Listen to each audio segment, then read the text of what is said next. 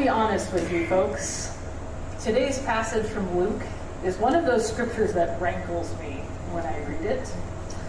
If I'm being really honest, a lot of scriptures bug me in one way or another. That's what it means to read thoughtfully and deeply. But this one bothers me for one very specific reason. It doesn't make any sense. Why would one shepherd leave 99 sheep for the sake of finding one? This strikes me as, financially speaking, a pretty dumb move.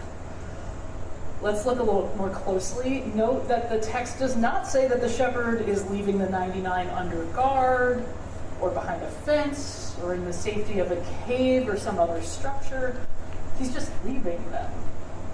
Now, a 1% rate of loss is pretty acceptable from a business standpoint. Perhaps not desired, but acceptable. A 99% rate of potential loss, you'd be out of sheep and out of business very quickly. But in the days, but the woman searching for the lost coin is a little bit different. I can sort of get behind that idea. But in the days before locked doors, even she is abandoning the other 9 coins and suscepting them to robbers or other folks with nefarious schemes and greedy fingers. Why is Jesus exalting this kind of behavior? It doesn't make any sense.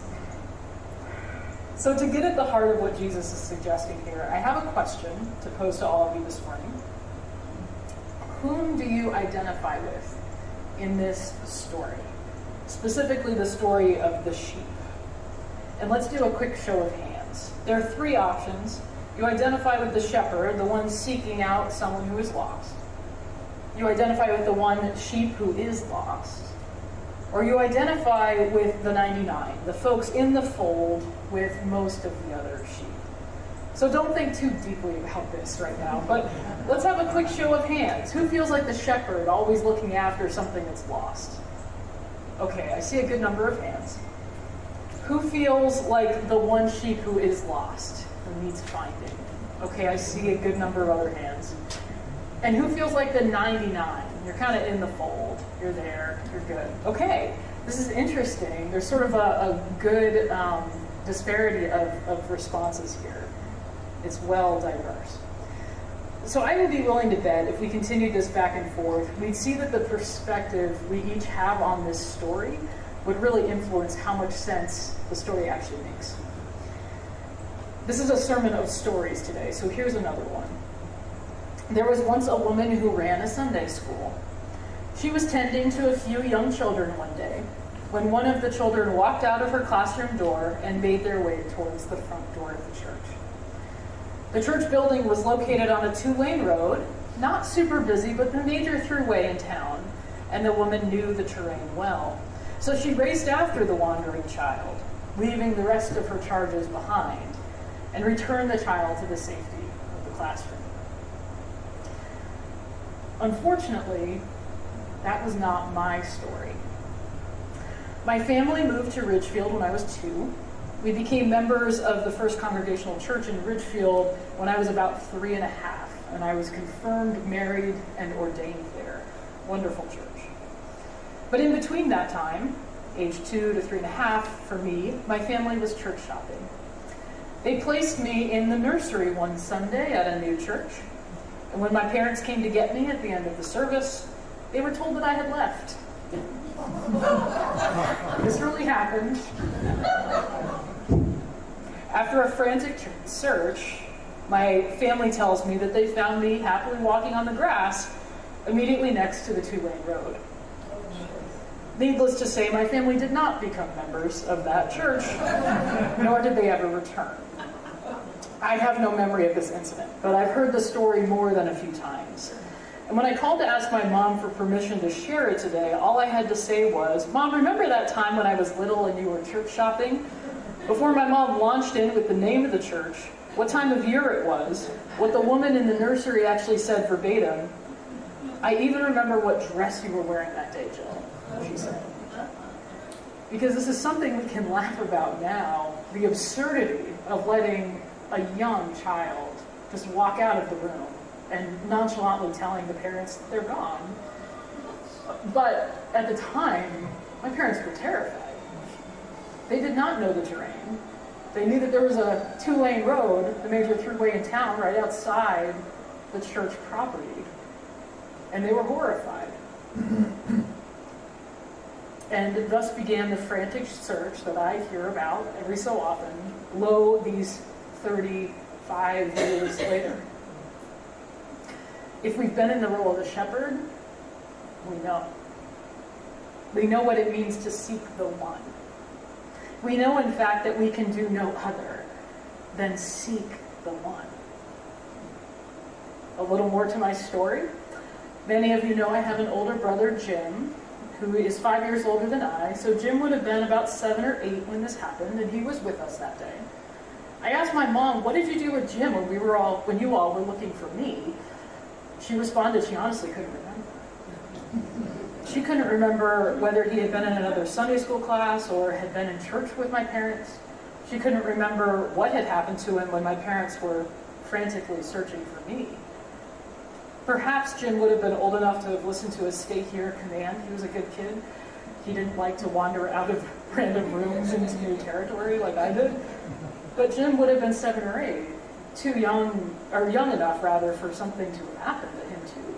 But in that moment, when something precious is missing, we can do no other than seek out that precious thing until it has been restored to us. Sometimes even at the expense of something equally precious, or more so. 99 matter less than the one in that moment. I'm going to suggest something here that may or may not be right, so feel free to talk to me about it afterwards. But I'm inclined to think that if you had the same initial reaction to this text that I do, why in the world would you leave 99 to seek after the one? It's because you see yourself in the role of the 99. You're the ones who have usually tried to do the right thing in life. You're in with the pack. You haven't strayed too far. You've toed the line. You've stayed the course. You've taken the high road. There are a lot of these kinds of expressions in our culture, maybe even 99 of them. But I know that this is true, at least for me. I see this passage as inherently illogical and maybe even a little unfair, because you've done the right thing all along. Why does Jesus leave me behind so as to take care of my pain in the next sibling over there who's always wandering off and causing trouble? It's no surprise that the prodigal son passage immediately follows this one. This is the older brother mentality, right? I deserve attention and affirmation and financial gain because I have been a rule follower. And it plays out in 1,000 different ways in our culture today. Why do Black lives matter specifically? What about everybody? There's a reason we have good trouble moments here. This is a church that has taken very seriously this charge to be honoring others who are often left alone outside of the bigger fold. Most recently, there has been societal uproar regarding the Biden administration's idea of forgiving student loan debt. People have deep-seated opinions about this, and from what I have read, the folks who are against this are largely coming from the perspective of it's not fair that some people have had to pay off their loans and others have had it forgiven. What about the people who tried to do the right thing by paying them off sooner? There's a lot of emotion rooted in our sense of rightness about this, where we get to be judged, right? And how you view this issue all depends upon the perspective from which you see the problem. Are you the 99, resentful that the one is being attended to? Or are you the shepherd who, upon realizing that a beloved being is missing or hurting or lost, will do anything in your power to care for them? Some of you raised your hands a moment ago when I asked if you were the one who was lost and terrified. I don't remember the story my family tells about my wandering off that day. I don't recall leaving safety and walking towards potential danger. But now, over 35 years hence, I've had a handful of experiences where I have been in danger, and I have prayed to God for help.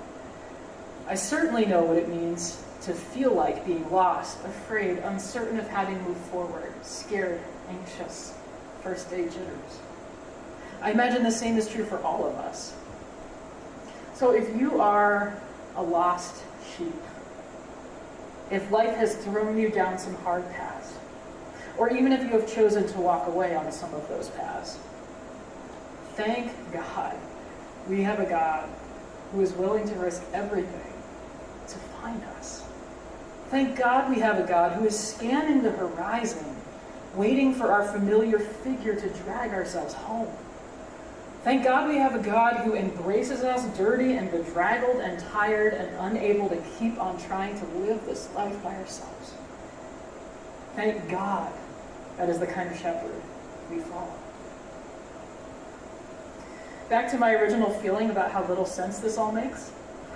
There's a phrase that we minister folks like to bandy about sometimes: the economy of God. I'll be speaking about that in the next couple of weeks as we lean into our stewardship season for this year. But God's economy, which is to say God's way of calculating worth, is very different from ours. It's God's way of saying, no matter who you are or where you are on life's journey, you are welcome. That actually doesn't make much sense either. At least not from a financial perspective. Not gaining. We're not gaining anything. We should be catering towards those who are wealthy and able-bodied with lots of disposable income and time in which to serve the church. That sentence sticks in my throat. Of course we are, and we welcome everyone joyfully, gladly, because God does. And not only does God welcome everyone, but God seeks everyone out. God reaches out so as to gather in. This passage of the 99 and the 1 does not make sense. And that, beloved children of God, is entirely the point. God's economy does not make sense.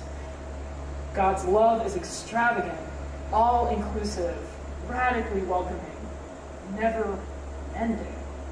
God is the one whose heart jumps to throat when a child is missing, who races around and seeks them until gathering them up in an enormous, all-loving embrace, safe once again. It is beyond us, this reaching out to gather in. But that is exactly our call, and ours to pick up and read thoughtfully and deeply. And ponder, are we living in this way? When do we miss the mark of this? Beloved of God, whether you are part of the 99, or whether you feel like you are the 1, or whether you feel like a shepherd seeking out everyone you can, know that you are beloved. You are reaching out to God and to others so as to be gathered in here and so as to gather in others in a new way of being, a new way of living. You are living in a world that will not get this. On the face of it, it doesn't make a lick of sense.